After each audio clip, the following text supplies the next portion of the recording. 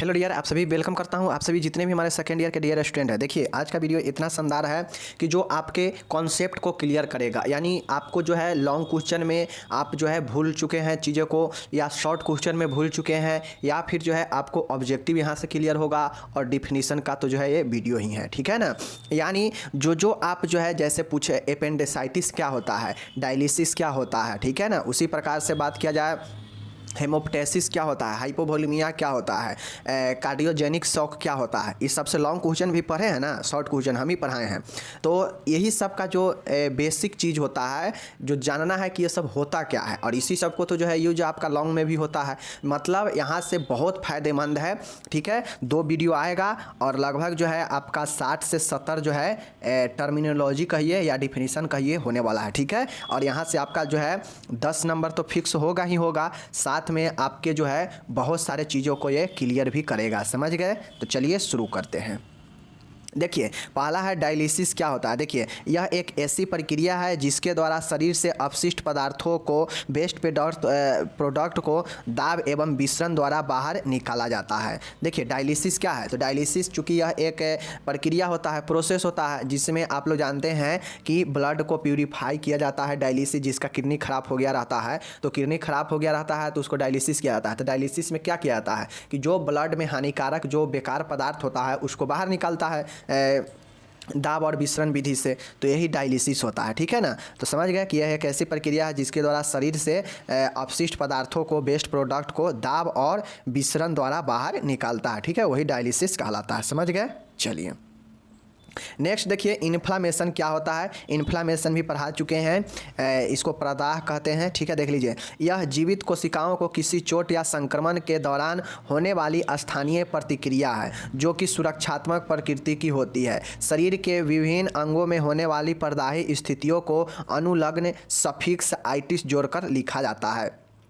देखिए प्रदाह जो है यह क्या होता है, जैसे टिश्यू जो है, जो शरीर के जो ऊतक होता है, चूँकि शरीर ऊतक से बना है। अब शरीर के किसी भी अंग में चोट लग गया या वहाँ पे कोई इन्फेक्शन होगा, ठीक है, तो उसके कारण क्या होगा कि वहाँ पे एक कुछ प्रतिक्रिया होगा उस स्थान पे जहाँ पे संक्रमण है या चोट लगा है। तो वो जो रिएक्ट दिखाएगा, जो प्रतिक्रिया दिखाएगा, वही जो है आपका क्या होता है, वही जो है ये इन्फ्लामेशन होता है। और ये इन्फ्लामेशन जो है क्या होता है, इसी को जो है आइटिस के साथ लगाकर लिखते हैं।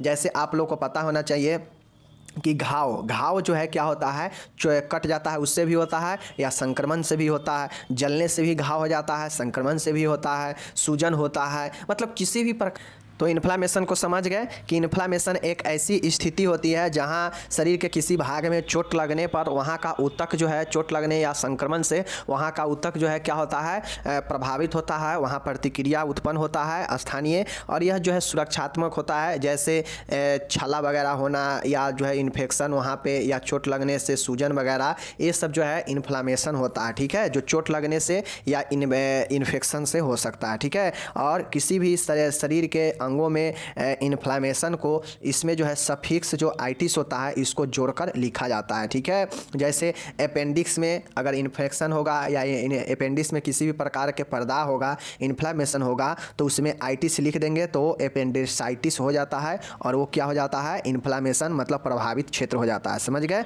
चलिए ये समझ गए, ओके। अब यहाँ पे देखिए नेक्स्ट आता है कार्डियोजेनिक शॉक का मतलब क्या होता है। देख लीजिए कार्डियोजेनिक शॉक हृदय की बीमारी, चोट, मायोकार्डियल इन्फार्क्शन के कारण शरीर को रक्त प्रवाह की कमी होने से उत्पन्न होने वाले शॉक कार्डियोजेनिक शॉक कहलाता है। कार्डियोजेनिक शॉक का मतलब है कि जैसे विभिन्न प्रकार के हृदय के बीमारी, ठीक है ना, कार्डियक डिजीज हृदय रोग, ठीक है, या चोट लगना, या मायोकार्डियल इन्फार्क्शन मतलब हृदय के भीतरी मध्य वाला परत में इन्फेक्शन होने से जो है शरीर को रक्त प्रवाह आवश्यक मात्रा में नहीं मिल पाता है, जिससे कमी होता है। और उस कंडीशन में जो है जो शॉक लगता है, जो आघात लगता है, वो कार्डियोजेनिक शॉक होता है। मतलब कार्डियक के कारण शॉक होता है। क्यों होता है? क्योंकि पंप तो हृदय ही करता है, हार्ट ही करता है, और इसी हार्ट में किसी भी प्रकार के जो है परेशानी होने से शरीर को जो है हृदय रक्त पूर्ति नहीं कर पाता है, और उस कंडीशन में जो शॉक लगता है वो कार्डियोजेनिक शॉक होता है। समझ गए ना? चलिए पहला समझ गए, ये हो गया। नेक्स्ट यहाँ पे देखिएगा हाइपोवॉल्यूमिक शॉक होता है। ये सब शॉक का प्रकार है, देख लीजिए। आपसे शॉक पूछेगा ना तो यहाँ से ये सब प्रकार में लिखिएगा, cardiogenic shock, hypovolemic shock, aseptic shock, ठीक है, एनाफिलाइटिक शॉक, ठीक है। देखिए हाइपोवॉल्यूमिक क्या होता है, तो किसी भी कारण से शरीर में से अत्यधिक मात्रा में तरल या रक्तस्राव होने के कारण से उत्पन्न होने वाले शॉक हाइपोवॉल्यूमिक शॉक कहलाता है। देखिए हाइपोवॉल्यूमिक, वॉल्यूम मतलब क्या होता है, आयतन, मतलब शरीर के आयतन या कहीं किसी भी चीज़ का आयतन कब घटता है, जब उसका क्षमता घट जाता है। तो हाइपोवॉल्यूमिक का मतलब होता है कि हाइपो मतलब कम और वॉल्यूमिक मतलब कि शरीर का वॉल्यूम कम जाना। कब कमता है, तो जब शरीर में किसी भी कारण से चाहे चोट लगना हो, चाहे संक्रमण हो, चाहे अत्यधिक मात्रा में शरीर से डिहाइड्रेशन हो जाना, जिससे शरीर में तरल या रक्त का कमी हो जाएगा, और फिर जो है जो शॉक लगता है उसे हाइपोवॉल्यूमिक शॉक कहते हैं, ठीक है। जानते हैं कि एक होता है हाइपो, एक होता है हाइपर। हाइपो मतलब कम, ठीक है, तो वॉल्यूमिक के होने से, कम होने से जो शॉक लगता है वो हाइपोवॉल्यूमिक होता है। और इसमें क्या होता है, तरल या रक्त का शरीर में बहुत ज़्यादा कमी होने से शॉक लगता है, ठीक है। तो ये हाइपोवॉल्यूमिक हो गया, ओके। चलिए नेक्स्ट देखिएगा एनाफिलाइटिक शॉक है, एनाफाइलेटिक शॉक है। एनाफाइलेटिक शॉक का मतलब क्या होता है, तो किसी भी गंभीर एलर्जिक रिएक्शन के फलस्वरूप उत्पन्न होने वाले शॉक एनाफिलाइटिक शॉक कहलाता है। देखिए एलर्जी में ए से ही शुरू होता है, समझ गए। एलर्जी जो होता है ए से ही शुरू होता है और एनाफिलाइटिक भी ए से ही शुरू है। तो समझ लीजिए किसी भी गंभीर एलर्जी के कारण, एलर्जी रिएक्शन के कारण कोई जो है शॉक जो लगता है वो एनाफिलाइटिक शॉक होता है। क्या समझे कि किसी भी गंभीर एलर्जी रिएक्शन के कारण, एलर्जी प्रतिक्रिया के कारण कोई शॉक जो उत्पन्न होता है वो एनाफिलाइटिक शॉक होता है, समझ गए। चलिए अब यहाँ पे देखिए सेप्टिक शॉक है। अत्यधिक गंभीर संक्रमण, सीवियर इन्फेक्शन के कारण उत्पन्न होने वाले शॉक सेप्टिक शॉक कहलाता है। जैसे मूत्र नालिका संक्रमण, यूटीआई, समझ गए ना, यूरिनरी ट्रैक्ट इन्फेक्शन, श्वसन तंत्र संक्रमण, रिस्पायरेटरी ट्रैक्ट इन्फेक्शन, समझ गए, आदि हो सकता है। तो आप लोग यहाँ पे देखें cardiogenic shock, hypovolemic shock, anaphylactic shock और सेप्टिक शॉक, 3-4 प्रकार के शॉक देखे हैं। इसी शॉक को वहाँ लिख दीजिएगा, अगर डिटेल से शॉक के बारे में पूछेगा तो ये सब शॉक का प्रकार हो गया, ठीक है। और शॉक क्या होता है वो लिख दीजिएगा, और किस किस कारण से होता है ये सब लिखते चल जाइएगा। तो आपको यहाँ पे देखिए मदद दिया ना, तो ये सब जो है शॉर्ट क्वेश्चन में भी लिखने में मदद देगा, ठीक है। चलिए एक और यहाँ पे शॉक आता है, देख लीजिए। एक है आपका न्यूरोजेनिक शॉक। न्यूरोजेनिक शॉक का मतलब है, समझ लीजिए कि तंत्रिका तंत्र से संबंधित। इसमें तंत्रिका तंत्र को गंभीर नुकसान पहुँचने के कारण उत्पन्न होने वाले शॉक न्यूरोजेनिक शॉक कहलाता है। जैसे नर्व में चोट, तंत्र का उत्तेजित होना आदि। देखिए न्यूरोजेनिक शॉक का मतलब होता है कि यह जो है न्यूरॉन में गड़बड़ी के कारण तंत्रिका तंत्र में विभिन्न प्रकार की से नुकसान पहुँचने के कारण जो है जो शॉक लगता है। जैसे ब्रेन में चोट लगने के बाद क्या होता है कि वहाँ का न्यूरॉन जो है काम करना बंद कर देता है और व्यक्ति जो है कोमा में चल जाता है, सब बेहोश हो जाता है, यानी शॉक लग जाता है, ठीक है। तो ये जो है न्यूरोलॉजिकल शॉक जो होता है वह तंत्रिका तंत्र में गड़बड़ी या नुकसान पहुँचने के कारण जो शॉक लगता है वो न्यूरोजेनिक शॉक कहलाता है, ठीक है। जैसे नर्व में चोट लगना, तंत्रिका तंत्र में चोट लगना और तंत्र नर्व का उत्तेजित होना, समझ गए।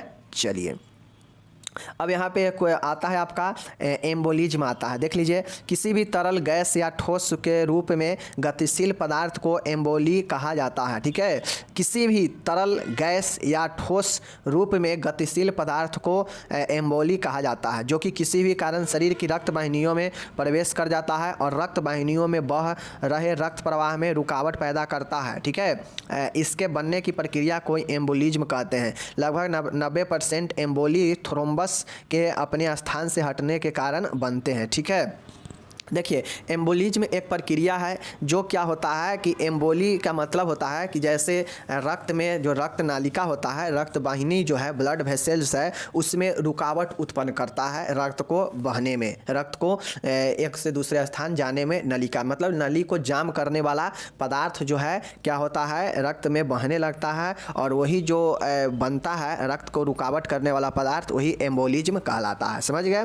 तो एम्बोली जो होता है वह रक्त में बहने वाला गतिशील तरल या ठोस रूप का पदार्थ होता है जो एम्बोली कहा जाता है, ठीक है। जो किसी भी कारण से शरीर के रक्त वाहिनियों में प्रवेश कर जाता है, ठीक है, और रक्त वाहिनियों में बहकर रक्त प्रवाह में रुकावट पैदा करता है, और यही इसके ही बनने की प्रक्रिया को एम्बोलिज्म कहते हैं। लगभग 90% जो एम्बोली होता है, मतलब जो तरल या ठोस जो रक्त में बह रहा है, जो रक्त को रुकावट करने का काम करता है नलिका वाहिनी में, ठीक है ना, उसमें 90% जो एम्बोली होता है वह थ्रोम्बस जो होता है वह अपने स्थान से हटने के कारण बनता है। ठीक है, तो एम्बोलिज्म समझ गए।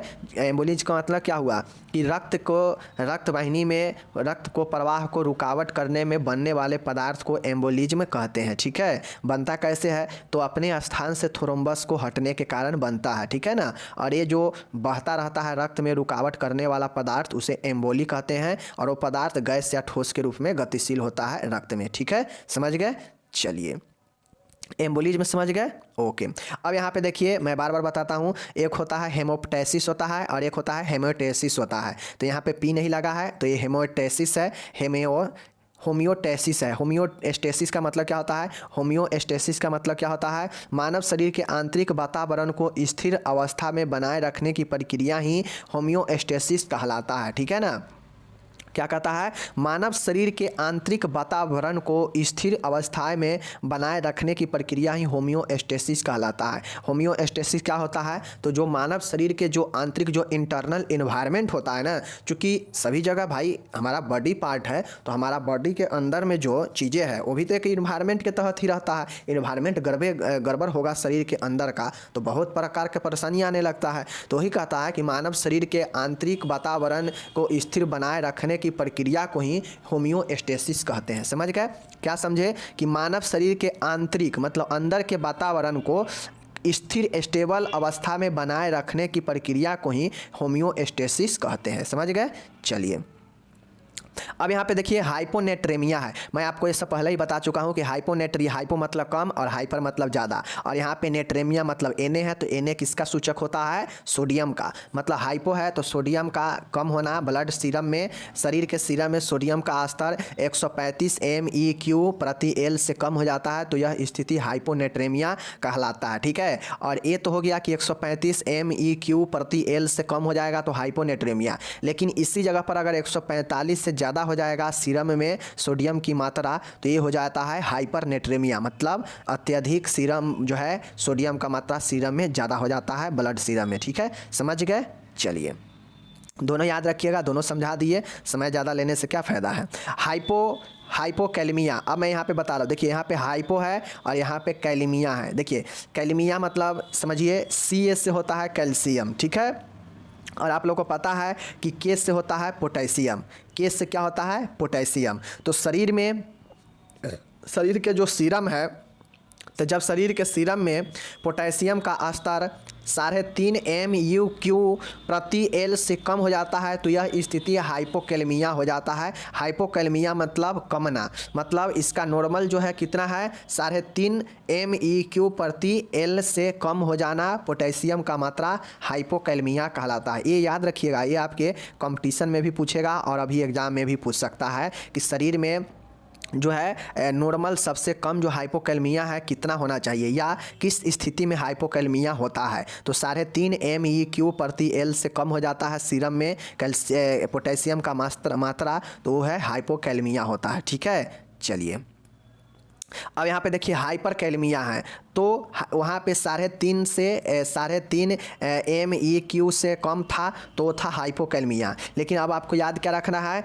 कि 5.1 से अगर अधिक हो जाएगा तो ये हो जाएगा हाइपरकैलेमिया। यानी नॉर्मल कितना हुआ, तो 3.5 से लेकर 5.1 हुआ। समझ गए ना, कितना हुआ, 3.5 से लेकर 5.1 जो शरीर में सीरम में इतना अगर पोटेशियम का मात्रा है तो ठीक है। अगर इससे कम हो गया तो हाइपोकैलेमिया, इससे ज़्यादा हो गया तो हाइपरकैलेमिया। ठीक है, चलिए, अब यहाँ पे देखिए कैल्शियम है, कैल्सीमिया, हाइपोकैल्सीमिया और था हाइपोकैलेमिया। ठीक है ना, कैलेमिया, यहाँ पे हाइपोकैल्सीमिया है, नाम में ही छुपा हुआ है। हाइपो मतलब कम और कैल्सीमिया मतलब कैल्शियम। तो हाइपोकैल्सीमिया मतलब कैल्शियम का कम होना, तो शरीर में जो सीरम का मात्रा है उसमें जो है 8.6 mg/dl से कम हो जाता है कैल्शियम का मात्रा, तो ये हाइपोकैल्सीमिया का स्थिति होता है। कितना, ये इंपॉर्टेंट है, सब में ये याद रखिएगा। ये आपका जो वैल्यू दिया हुआ है ना, ये याद रखिएगा, ये आपको कहीं भी काम में आ जाएगा। ठीक है। तो या ब्लड टेस्ट भी अगर आप कराते हैं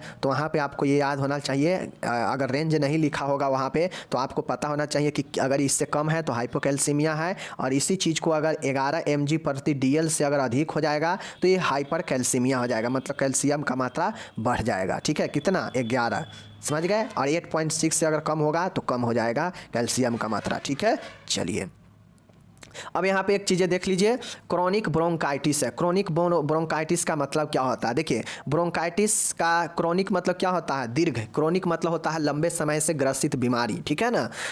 तो ब्रोंकाइटिस का दीर्घकालीन इन्फ्लामेशन ब्रोंकाइटिस कहलाता है, ठीक है ना। काफ़ी लंबे समय से दिन के अधिकांश समय खांसी उठना तथा श्वसन नलिका में पर्दा होना क्रोनिक ब्रोंकाइटिस होने की संभावना को प्रदर्शित करता है।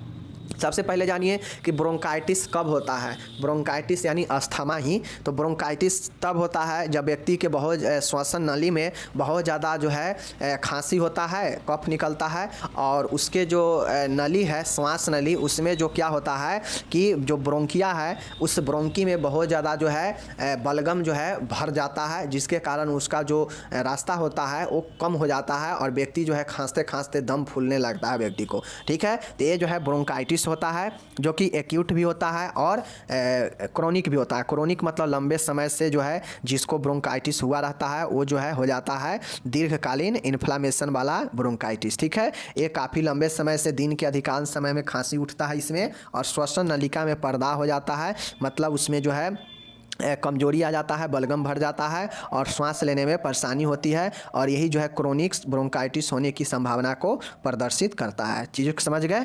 चलिए अब यहाँ पे देखिएगा, एक है आपका एम्फाइसमा, एक होता है एम्पाइमा और एक होता है एम्फाइसमा। तो एम्पाइमा में मतलब पस भर जाना, कहाँ पे? प्लूरल कैविटी में, ठीक है, तो वो एम्पाइमा होगा। लेकिन एम्फाइसेमा में होता यह है कि जो विस्तारान वायु भरने के कारण उसमें विस्तार हो जाता है। ठीक है, यह एक क्रोनिक पल्मोनरी डिजीज है। मतलब क्रोनिक मतलब समझते हैं ना कि दीर्घकालीन फेफड़ा रोग है, मतलब यह एक क्रोनिक पल्मोनरी डिजीज है जिसमें लंग एल्बोली का असमान विस्तारण हो जाता है। लंग एल्बोली का समान विस्तारण क्यों हो जाता है? एबनॉर्मल डिस्टिलेशन क्यों हो जाता है? क्योंकि इसमें जो है वायु अत्यधिक जो है फील हो जाता है, भर जाता है, जिसके कारण जब वायु अधिक फील होगा तो जगह अधिक लेगा, मतलब विस्तार होगा उसमें, तो ये असमान विस्तारण हो जाता है, जिससे हम लोग एम्फाइसमा कहते हैं। ठीक है ना, वायु भरने के कारण फेफड़ा के एल्बोली में विस्तारण जो होता है तो वो हो जाता है एम्फाइसमा। लेकिन प्लूरल कैविटी में पस भर जाना, ठीक है, उससे जो है हम लोग क्या मवाद भर जाना, उसे एम्पाइमा कहते हैं। ठीक है, दोनों समझ गए? चलिए अब यहाँ पे देखिए पल्मोनरी ट्यूबरक्लोसिस या टीबी क्या होता है। ठीक है, देख लीजिए। क्षय रोग एक संक्रामक रोग है। क्षय रोग क्या है? टीबी क्या है? यह एक इन्फेक्शन वाला रोग है, यह एक इन्फेक्टेड रोग होता है, कम्युनिकेबल डिजीज है, जो माइकोबैक्टीरियम ट्यूबरक्लोसिस जीवाणु द्वारा फैलता है एवं मुख्य रूप से व्यक्ति के फेफड़ों को प्रभावित करता है। जिसको टीबी रहता है ना, उसको क्या होता है कि फेफड़ा में जो है यह इन्फेक्शन पकड़ता है व्यक्ति के, और धीरे धीरे फेफड़ा को प्रभावित करने लगता है, जिससे विभिन्न प्रकार के व्यक्ति के श्वसन से संबंधित रोग उत्पन्न हो जाता है। ठीक है, जिसमें व्यक्ति को जो है खांसी, बलगम ये सब निकलने लगता है, और जो है खून उसके साथ में ब्लड भी आने लगता है बलगम के साथ में। ठीक है, जो किसके कारण होता है? तो माइकोबैक्टीरियम ट्यूबरक्लोसिस के कारण होता है। ओके, चलिए एम्पाइमा अभी बता दिए कि प्लूरल कैविटी में मवाद या पस एवं अपघटित उत्को न्यूरोटिक टिश्यू का जमाव होना एम्पाइमा कहलाता है। ऊपर अभी बताया है कि मवाद यानी पस भरना और नेक्रोटिक टिश्यू मतलब अपघटित टिश्यूओं का जमा होना प्लूरल कैविटी में एम्पाइमा कहलाता है। एम्पाइमा समझ गए? चलिए अब यहाँ पे देखिएगा गैस्ट्राइटिस क्या होता है। ठीक है, आमाशय की श्लेष्मा कला का इन्फ्लामेशन, म्यूकस मेम्ब्रेन का इन्फ्लामेशन गैस्ट्राइटिस कहलाता है। ठीक है, यह एक्यूट गैस्ट्राइटिस भी होता है और एक क्रोनिक गैस्ट्राइटिस भी होता है। देखिए आमाशय मतलब पेट में, चूँकि आप लोग जानते हैं कि म्यूकस मेम्ब्रेन है, जहाँ से भोजन को क्या होता है कि पाचन क्रिया में मदद करता है म्यूकस मेम्ब्रेन। तो उसी म्यूकस मेम्ब्रेन में यानी श्लेष्मा कला में जो है इन्फ्लामेशन हो जाना, ठीक है, गैस्ट्राइटिस कहलाता है। समझ गए? चलिए एक्यूट गैस्ट्राइटिस क्या होता है देख लीजिए। गैस्ट्रिक म्यूकोसा का अचानक इन्फ्लामेशन, एक्यूट मतलब क्या होता है कि कम समय वाला, क्रोनिक मतलब ज़्यादा समय वाला। ठीक है, या एक्यूट जो है होता है वो अचानक जो है अटैक किया हुआ बीमारी होता है, या अटैक किया होगा, या कम दिनों से जो बीमारी होता है वो जो है एक्यूट होता है, और क्रॉनिक मतलब जीर्ण होता है, मतलब लंबे समय से ग्रसित बीमारी को जो है क्रॉनिक होता है। ठीक है, तो देखिए गैस्ट्राइटिस समझ गए। अब यहाँ पे देखिए ये एक्यूट वाला, ठीक है। गैस्ट्रिक म्यूकोसा का अचानक इन्फ्लामेशन होना एवं अचानक लक्षण प्रकट होना एक्यूट गैस्ट्राइटिस कहलाता है। यह कम समय अवधि के लिए होता है। मैं पहले ही बताया, एक्यूट मतलब कम दिनों से या कम अवधि से जो बीमारी होता है या अचानक उत्पन्न हुआ बीमारी जो होता है वह एक्यूट होता है। और यहाँ पे गैस्ट्राइटिस है, यानी आमाशय के म्यूकस जो म्यूकोसा है उसमें अचानक जो बीमारी उत्पन्न होगा उससे जो है इन्फ्लामेशन होगा, उसे एक्यूट गैस्ट्राइटिस कहेंगे। यह कम समय अवधि के लिए होता है। ओके, चलिए क्रॉनिक गैस्ट्राइटिस क्या है देख लीजिए। तो गैस्ट्रिक म्यूकोसा का दीर्घकालीन इन्फ्लामेशन होना, यानी लंबे समय से जो है प्रभावित होना क्रॉनिक गैस्ट्राइटिस कहलाता है। यह लंबे समय तक रहती है। समझ गए, तो क्रॉनिक गैस्ट्राइटिस समझ गए। सब जो है गैस्ट्राइटिस का मतलब ही होता है कि पेट के जो म्यूकस मेम्ब्रेन है, जो म्यूकोसा है, उसमें इन्फ्लामेशन होना यानी प्रभावित होना क्या कहलाता है, गैस्ट्राइटिस कहलाता है। और ये 2 प्रकार के होता है जो कि आप लोग देख लिए। ठीक है, चलिए पेप्टिक अल्सर यहाँ पे देख लीजिए, बहुत शानदार है। देखिए पेप्टिक अल्सर क्या होता है। ग्रसनी आमाशय एवं अग्रांत की म्यूकस मेम्ब्रेन का क्षतिग्रस्त होना एवं घाव बनना पेप्टिक अल्सर कहलाता है। यह घाव आहार नली की मस्कुलोरोसिस म्यूकोसा तक गहरे हो सकते हैं। देखिए पेप्टिक अल्सर जो होता है यह जो है आपके एसोफेगस मतलब ग्रसनी, आमाशय स्टोमेक और अग्रांत मतलब आंत के आगे वाला भाग के म्यूकस मेम्ब्रेन का क्षतिग्रस्त होना। ठीक है, और साथ में घाव बनना पेप्टिक अल्सर कहलाता है। ठीक है, यह घाव आहार नली की म्यूस्कुलोरिस म्यूकोसा तक गहरे हो सकते हैं। मैंने क्या बताया कि पेप्टिक अल्सर का मतलब होता है कि जो एसोफेगस जो आपका ग्रसनी होता है, जो आपका ग्रसनी है, और जो आपका आमाशय होता है, और जो आपका अग्रांत होता है मतलब आंत के आगे वाला जो भाग होता है, उसके म्यूकस मेम्ब्रेन का क्षतिग्रस्त होना या उसमें घाव बनना पेप्टिक अल्सर कहलाता है। यह आहार नाल के म्यूस्कुलोरियस म्यूकोसा तक गहरे हो सकते हैं। समझ गए, चीज़ को समझ गए कि पेप्टिक अल्सर क्या होता है। सिर्फ इतना याद रखिए, ठीक है ना, इतना याद रखिए। अगर आगे याद रखिएगा तो याद रखिएगा कि आहार नाल के म्यूस्कुलोरियस म्यूकोसा तक गहरे हो सकते हैं। ओके, चलिए एपेंडिसाइटिस क्या होता है देख लीजिए। छोटी आंत एवं बड़ी आंत के संयोजक स्थल पर पाए जाने वाले बर्मी फॉर्म अपेंडिक्स में पर्दाह होना एपेंडिसाइटिस कहलाता है। अब आप लोगों को पता होना चाहिए कि छोटी आंत एवं बड़ी आंत के जो संयोजक जो जोड़ने वाला स्थल होता है वहाँ पे पाए जाने वाले बर्मी फॉर्म अपेंडिक्स में पर्दा होना, इन्फेक्शन या सूजन या कुछ भी होना एपेंडिसाइटिस कहलाता है। ठीक है ना, जिसको सर्जरी को हम लोग एपेंडेक्टोमी भी कहते हैं। ठीक है, तो एपेंडिसाइटिस समझ गए, सीधा समझिए कि एपेंडिसाइटिस होता है अपेंडिक्स में इन्फ्लामेशन होना, पर्दा होना, सूजन होना, कुछ भी होना। ठीक है, अपेंडिक्स में होगा तो उसे एपेंडिसाइटिस कहेंगे। जो कहाँ होता है, छोटी आंत और बड़ी आंत के संयोजक स्थल पर जो बर्मी फॉर्म अपेंडिक्स पाया जाता है उसमें पर्दा होना एपेंडिसाइटिस कहलाता है। समझ गए, चलिए यहाँ पे देखिए हेपेटाइटिस क्या होता है। मैं कुछ दिन पहले ही पढ़ाया था कि हेपेटाइटिस जो है ओरल और फीकल मार्ग से जो है फैलने वाला यह एक बीमारी होता है जो लीवर के पर्दा, जो लीवर में होता है, लीवर के पर्दा ही हेपेटाइटिस कहलाता है। ठीक है, यह एक तीव्र संक्रमण रोग है। यह एक क्या होता है, एक्यूट मतलब फास्ट संक्रमण रोग है जो इंटेरो वायरस इसका रोग कारक होता है। कौन सा वायरस, इंटेरो वायरस रोग कारक होता है। यह ओरल फीकल मार्ग से फैलता है। यह मुख्यतः 5 प्रकार का होता है। ए होता है, बी होता है, सी होता है, डी होता है, ई होता है। ठीक है, याद रखिएगा कि हेपेटाइटिस क्या है। तो सबसे पहले जानिए हेपेटाइटिस जिसको भी होता है उसको सीधा लीवर इफेक्टेड होता है, मतलब लीवर का पर्दा होता है, वही हेपेटाइटिस कहलाता है। यह तीव्र संक्रमण होता है जिसका इंटेरो वायरस रोग कारक होता है। यह ओरल फीकल माध्यम से फैलता है और यह मुख्यतः 5 प्रकार के होता है जो कि यहाँ पे दिया गया है। ओके, चलिए हेपेटाइटिस समझ गए।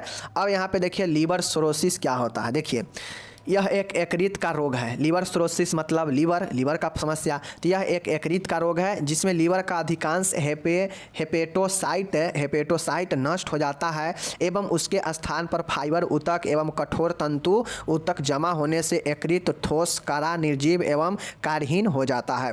देखिए, जिसको भी अगर लीवर सिरोसिस होता है मतलब उसका जो लीवर का हेपेटोसाइट जो भाग होता है वह अधिकांश भाग नष्ट हो जाता है और वहाँ पर जाकर जो है फाइबर टिश्यू जमा हो जाता है, कठोर ऊतक जो है जमा हो जाता है और जो यकृत होता है वह ठोस हो जाता है, वह टाइट हार्ड हो जाता है, वह नॉन लिविंग निर्जीव हो जाता है और कार्यहीन हो जाता है और वही जो है आपका लीवर सिरोसिस कहलाता है। लीवर सिरोसिस में लीवर का कौन भाग जो है अधिकांश भाग प्रभावित होता है? तो हेपेटोसाइट भाग जो है नष्ट हो जाता है और इसके जगह पर फाइबर ऊतक, कठोर ऊतक जो है जमा हो जाता है, जिससे जो ऊतक होता है वह कार्यहीन हो जाता है, ठोस और निर्जीव हो जाता है। समझ गए? तो यही लीवर सिरोसिस होता है। ओके, चलिए, ये जितना के जितना हम बता रहे हैं ना बहुत ज़्यादा इंपॉर्टेंट है। 30 मिनट के वीडियो है लेकिन आपको बहुत सारे चीज़ को क्लियर करेगा माइंड में। ठीक है, अब देखिए कोलोलिथियासिस है। कोलोलिथियासिस का मतलब क्या होता है देख लीजिए। एक होता है साइटिस होता है, एक वो कोलोलिथियासिस होता है, एक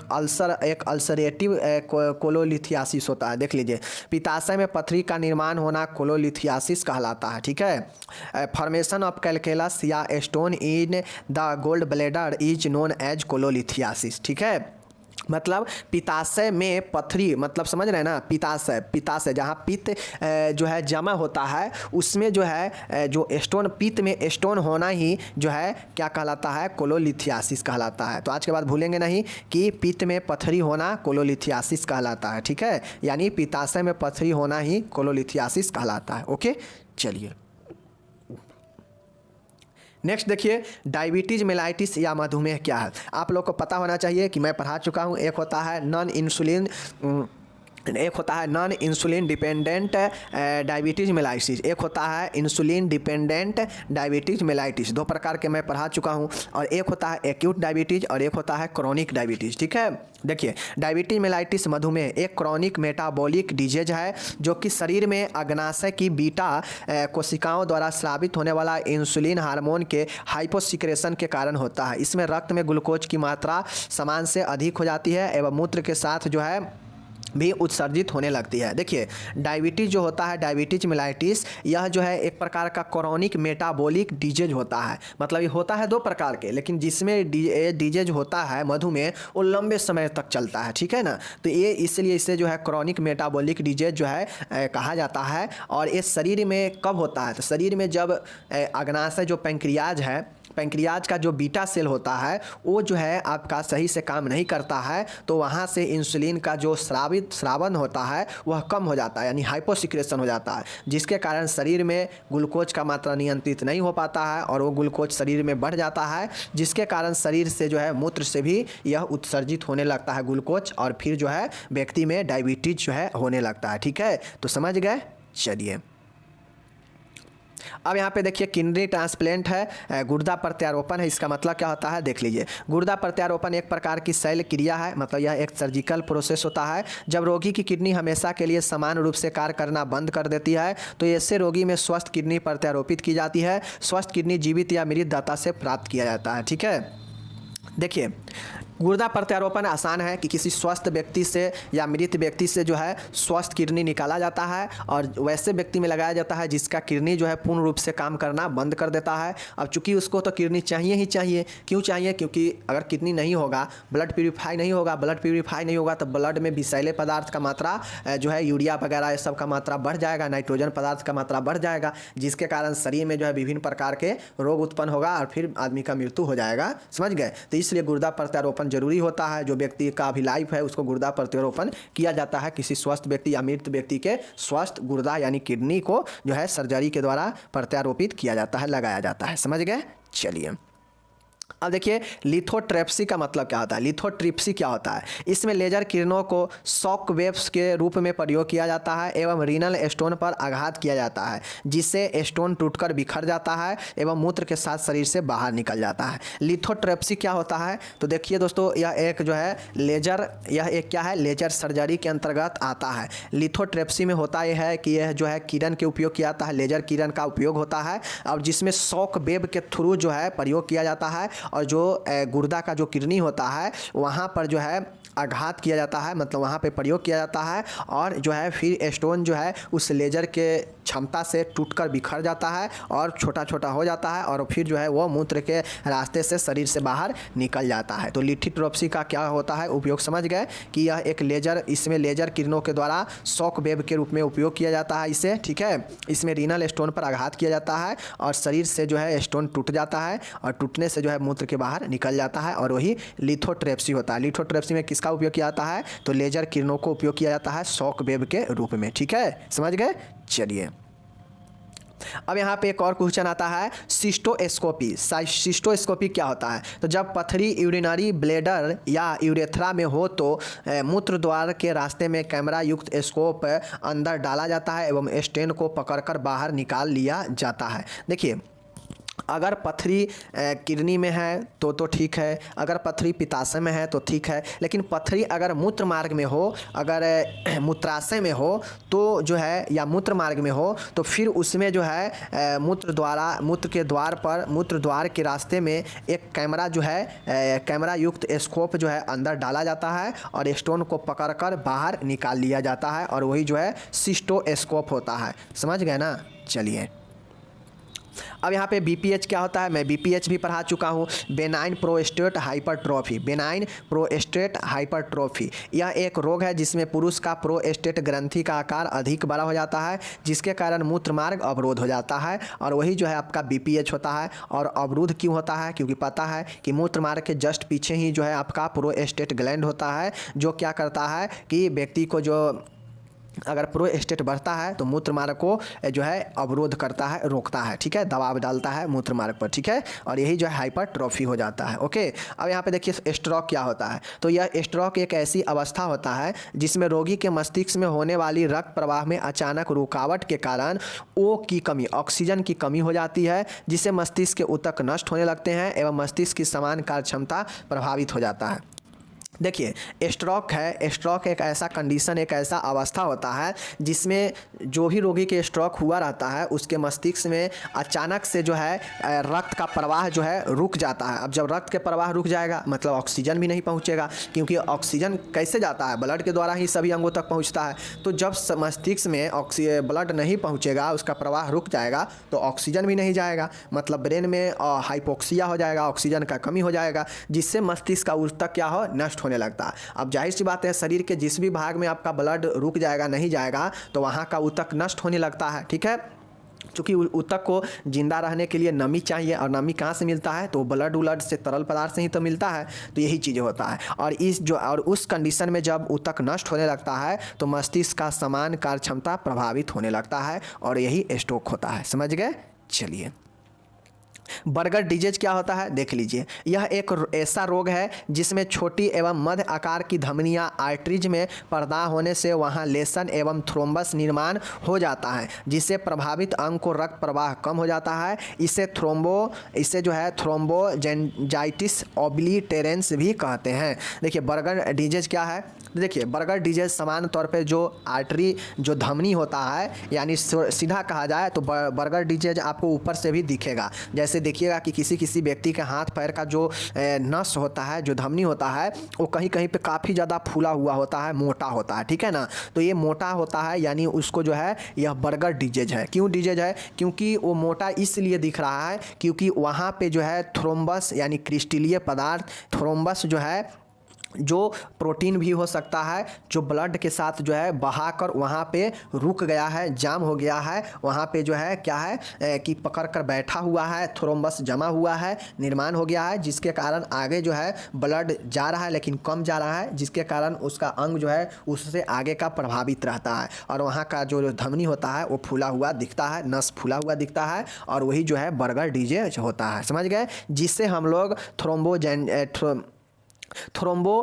थ्रोम्बोएंजाइटिस ऑब्लिटेरेंस भी कहते हैं। क्या कहते हैं? थ्रोम्बोएंजाइटिस ऑब्लिटेरेंस भी कहते हैं। ठीक है, तो याद रखिएगा कि बर्गर डिजीज में व्यक्ति का छोटी एवं मध्य आकार का जो धमनी होता है उसमें पर्दा होने से, मतलब उसमें इन्फ्लामेशन होने से वहाँ जो है लेसन और थ्रोम्बस का निर्माण हो जाता है, जिससे प्रभावित अंग को रक्त प्रवाह कम हो जाता है, क्योंकि वह धमनी को जाम कर देता है और वहाँ पे धमनी फूल जाता है जब जाम होता है तो, और वह जो है थ्रोम्बोएंजाइटिस ऑब्लिटेरेंस भी उसे कहते हैं, और यही जो है आपका बर्गर डिजीज होता है। ठीक है ना, ये याद रखिएगा कि वह लेसन और थ्रोम्बस के कारण अवरुद्ध हो जाता है और जो है धमनी वहाँ पे फूल जाता है। ठीक है, और पर्दा हो जाता है। समझ गए? तो अब मिलते हैं अगले वीडियो में। आप लोग इस सेशन को जो है ज़्यादा से ज़्यादा शेयर कीजिए ताकि ज़्यादा से ज़्यादा इसका नॉलेज लोगों तक मिल सके। ठीक है, ये आपको आगे भी काम देगा, अभी भी काम देगा और नॉलेज के लिए भी काम देगा। ठीक है, और हर क्वेश्चन में आपको काम देगा, ऑब्जेक्टिव सब्जेक्टिव सब में। तो इसलिए पढ़िए इसको। एक वीडियो इसमें का और आएगा, आज एक वीडियो हो गया, एक वीडियो इसका और आएगा। ठीक है, इसी सप्ताह में,